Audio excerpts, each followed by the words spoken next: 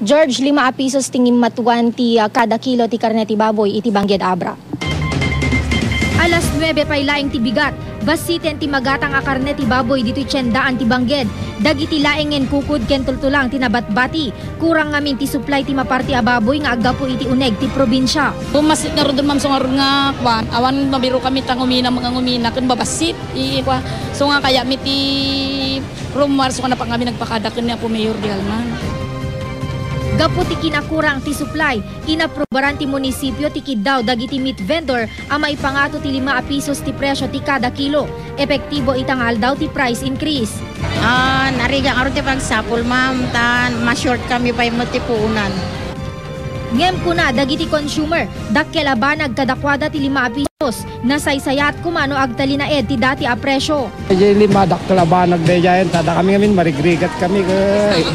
Dahil gatang tibitsin ka da. So kulik ma'am. Maan antisiparan ita ti panagkurang ti supply ti karne ti baboy iti probinsya inton holiday season. Isu nga indawat ti grupo ti meat vendor iti munisipyo numabalindang agangkat ti baboy iti ruwar ti probinsya.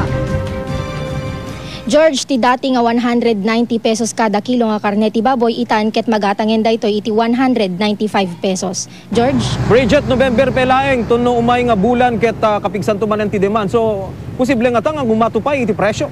Dayta nga ron ti maan antisiparan George ken may sapay tapno masupusupan ti nakita da nga way tapno ti kastat ket adda pay laeng ti supply ken masupusupan ti panagkurkurang ket kasapulan da nga agangkat ti baboy a maparti manipod kadagiti kamagniba nga probinsya George. Thank you very much, Bridget Mayor.